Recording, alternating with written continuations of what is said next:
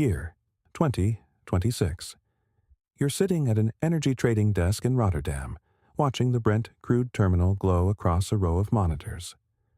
Monday morning looks routine. Brent is trading at $72 per barrel, almost unchanged from the week before. Global demand is steady. Tankers are moving through the Persian Gulf on schedule. Refineries across Europe are running normally. Nothing in the numbers suggests pressure. Then the alerts begin. First come satellite reports of missile strikes somewhere along the Gulf coastline. Then, a shipping tracker reveals something subtle but unsettling. Several tankers scheduled to pass through the Strait of Hormuz suddenly change course. Within the hour, insurance notifications begin flashing across trading terminals. War risk premiums for vessels entering the Gulf have doubled overnight. You look back at the price chart. $74, $78, $84. By Thursday afternoon, Brent crude flashes $93 per barrel, a $21 move in 4 days. Across the surrounding screens, the ripple spreads quickly. Airline stocks begin sliding. Shipping companies pause freight contracts. Fuel hedging desks wake up across Europe and Asia. Somewhere far from this trading floor, a trucking company recalculates next month's diesel bill. An airline quietly adjusts ticket prices.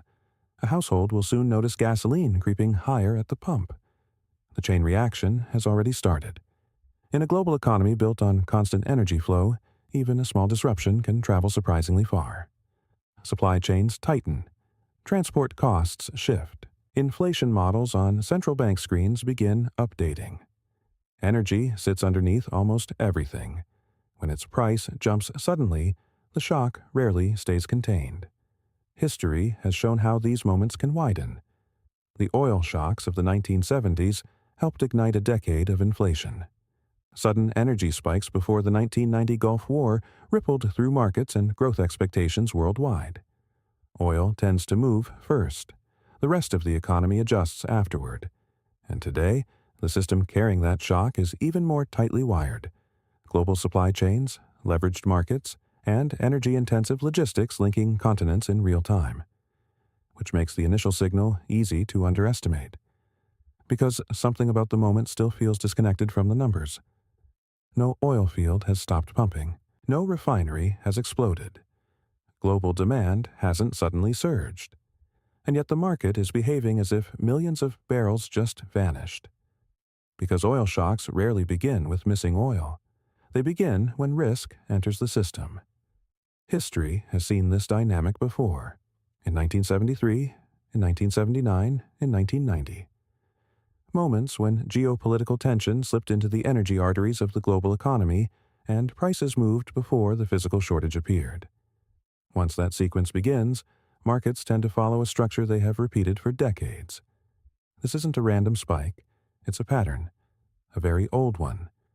When oil prices surge during war, the move almost never happens in isolation. Behind the spike is usually a sequence, a structure markets have learned, often the hard way, across decades of geopolitical shocks. What looks chaotic in headlines often follows a recognizable pattern inside the system. Beneath the volatility, there is a mechanism, and when that mechanism activates, the consequences rarely stay confined to energy markets. In the next few minutes, you'll see 4 structural stages that tend to unfold when geopolitical conflict collides with global energy supply. First, choke point risk, when conflict threatens the narrow corridors through which a large share of the world's oil must pass. Second, shipping and insurance shock, when the oil still exists, but the cost and risk of moving it begins to surge. Third, futures market panic pricing, when traders start pricing the possibility of shortage long before any physical shortage appears. And finally, global inflation transmission, when the energy shock spreads outward through transportation, food prices, manufacturing costs, and household budgets. By that stage, the story has already expanded beyond oil. Growth forecasts begin shifting. Inflation pressures begin building. Policymakers start recalculating their next move. Energy is rarely just another commodity. It sits underneath the entire economic machine. When its price jumps suddenly, the stress rarely remains contained. And in today's tightly interconnected system, global supply chains, leveraged markets, real-time logistics, shocks often travel faster and farther than they once did. The pattern repeats across decades. Different wars, different countries, the same mechanism. Once the first stage begins, the rest of the system tends to follow. And that first stage almost always begins in the same place, not in oil fields, but in geography. Most oil shocks do not begin where oil is produced. They begin where oil must pass through. Global energy supply is not evenly spread across the map. It moves through a small number of narrow maritime corridors. Choke points, where a massive share of the world's oil traffic compresses into routes that are far more fragile than they appear on a map. The most important of these corridors is the Strait of Hormuz. At its narrowest point, the passage is only about 33 kilometers wide. Yet every day, roughly 20 million barrels of oil move through this channel, close to 1/5 of global supply. A narrow stretch of water carrying a huge portion of the world's energy lifeline, which means a single geographic bottleneck quietly holds enormous economic leverage. When tension appears near a choke point like Hormuz, markets do not wait for oil to disappear, they begin pricing the possibility that it might, because the vulnerability is obvious. When supply concentrates, risk concentrates with it. History has shown how quickly that realization spreads. The 1973 oil embargo sent prices surging across the global economy. The upheaval in Iran in 1979 jolted energy markets again. And when Iraq invaded Kuwait in 1990, traders immediately began calculating what Gulf instability might mean for global supply routes. Each time, the initial shock did not begin in oil wells. It began with geography. Today, the reaction tends to move even faster. Information travels instantly, shipping routes update in real time, and financial markets price geopolitical risk within minutes. Once traders start calculating disruption probabilities, even small ones, the adjustment begins. Not because oil has stopped flowing, but because the system must now consider what happens if the flow slows. And in a world consuming roughly 100 million barrels of oil every day, even a partial disruption in one of these corridors forces markets to rethink supply security almost immediately. Compression line. Geography becomes leverage. Strip away the trading screens for a moment. A choke point disruption is not just a problem for energy traders. It quietly alters the cost of movement across the entire economy. Fuel for trucks, jet fuel for airlines, shipping costs for global trade. When the corridor carrying 1/5 of the world's oil suddenly looks uncertain, companies begin recalculating almost instantly. Most people will never see the choke point, but they will feel the price of it. The corridor tightens. Risk enters the route, and the system begins to move. Once conflict enters a choke point, the next shock rarely begins in oil fields. It begins in insurance markets. Every tanker moving crude through a conflict zone must carry what is known as war risk insurance, a policy that protects ship owners and cargo against attack, seizure, or military escalation along shipping routes. Unlike most insurance contracts, these premiums can adjust almost immediately. When geopolitical risk rises, insurers reassess the probability of loss, and the price of protection can surge overnight. During past Middle East tensions, tanker war risk premiums have climbed 300 to 400% within days. That shift alone can quietly reshape the behavior of the global tanker fleet. Some ships continue sailing. Others delay departure. Some reroute entirely, choosing longer and far more expensive routes to avoid conflict zones. The oil itself hasn't vanished, but the certainty of movement begins to weaken. And in a system built on continuous flow, even small delays can ripple outward faster than most people expect. Refineries schedule deliveries with tight precision. Storage buffers are lean. Modern supply chains are engineered for efficiency, not shock absorption. A single late shipment may not matter. Several uncertain ones start changing calculations. This is where the psychology of the market shifts. Traders stop asking how much oil exists. They begin asking how reliably it can arrive. That distinction matters. because once logistical certainty breaks away from physical supply, pricing pressure begins to build. Oil markets depend on movement, and when movement becomes uncertain, the system tightens. Compression line. Flow becomes fragile. Step away from the tanker routes for a moment. When shipping risk rises, the effects begin spreading quietly across the broader economy. Fuel hedging costs increase. Freight contracts get repriced. Airlines and logistics companies begin recalculating expenses. At first, the adjustments look small, but energy logistics sit underneath almost every supply chain on Earth. When the cost of moving energy rises, the cost of moving everything else rarely stays unchanged. Oil is still flowing, but the route carrying it is no longer stable, and pressure inside the system keeps building. By the time shipping routes begin to look uncertain, another part of the system is already reacting. Not the oil fields, not the tankers, the futures market. Oil is not only traded as a physical commodity.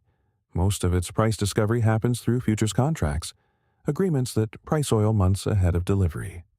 These markets exist to anticipate risk before it becomes reality. And when geopolitical tension starts threatening supply routes, traders do not wait for tankers to stop moving. They begin adjusting prices immediately, because waiting would be expensive. If a trader believes supply could tighten in the coming weeks or months, failing to move early means absorbing the entire price shock later. So the market begins repricing risk long before any measurable shortage appears. History shows this dynamic repeatedly. During the 1973 oil embargo, futures markets surged as traders realized exports might remain constrained for months. In 1979, when the Iranian Revolution disrupted production expectations, prices climbed rapidly even before inventories visibly tightened.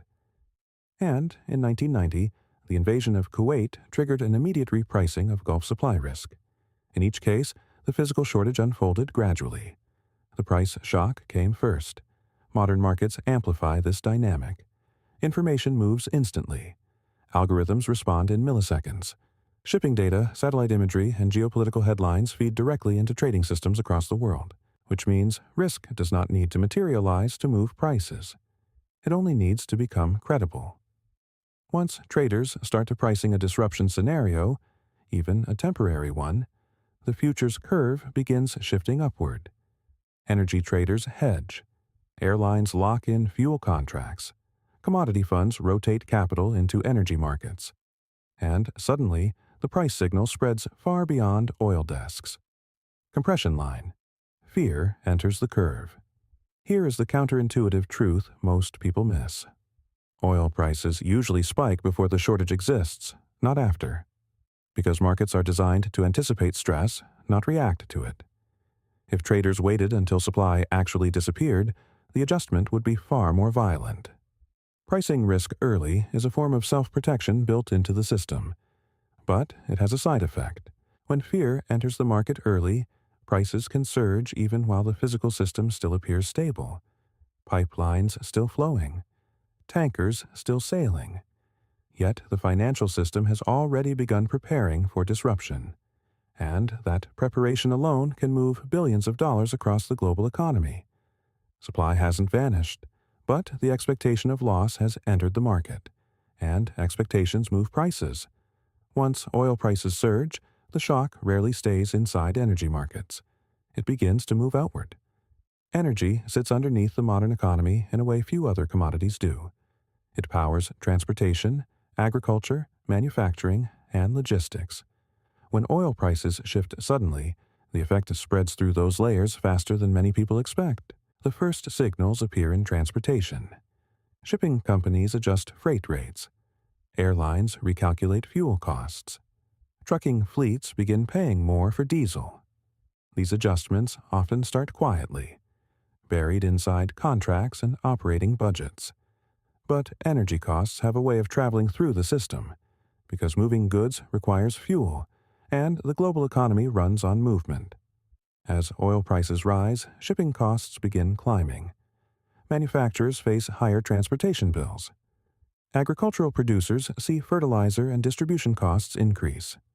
Airlines hedge aggressively to lock in fuel prices before the next move. Gradually, the pressure moves from balance sheets to price tags. Food becomes slightly more expensive to transport. Consumer goods cost more to ship. Travel prices begin adjusting.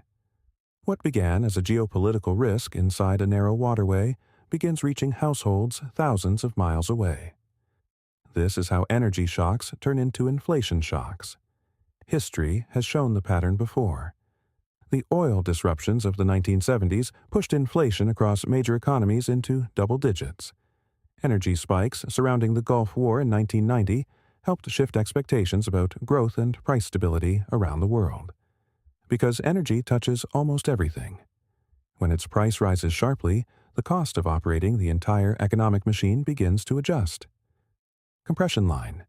Energy transmits pressure. Zoom in from the global system. Imagine a delivery company watching diesel costs rise week after week. Fuel suddenly becomes one of the largest expenses on the balance sheet. Contracts are renegotiated. Shipping fees increase. Supermarkets pay more to restock shelves. Airlines adjust ticket prices to protect margins. Logistics firms raise freight rates to cover fuel costs. None of these changes feel dramatic on their own, but together they begin shifting the cost of everyday life. Gasoline, groceries, travel. The geopolitical shock has reached the consumer. Energy moves everything, so when oil jumps, prices begin following it. The structural sequence we've walked through raises a different question. Not about oil, about capital. When a system begins tightening, when choke points look unstable, shipping costs rise, and the inventory clock starts ticking, capital rarely sits still. It starts searching for position. Not predictions. Position. Historically, different parts of the market begin reacting in different ways. Energy producers often move first. When oil prices surge, the companies extracting and transporting that energy suddenly sit closer to the center of the storm. Commodity-linked equities sometimes follow because rising resource prices can shift revenue expectations quickly. Defensive assets occasionally attract attention as well. When geopolitical risk enters the system, some investors begin looking for assets that historically behave differently from the rest of the market. Others move in the opposite direction entirely. Cash. Because volatility changes the value of optionality. When markets begin repricing risk rapidly, simply having flexibility can become a form of positioning. None of these are instructions, they are patterns. What matters is understanding how capital behaves when structural pressure builds.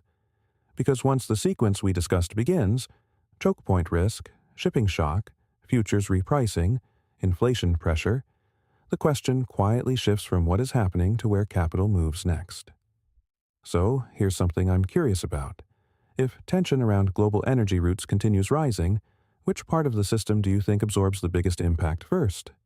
Energy producers, shipping and logistics, defensive assets like gold, or something else entirely?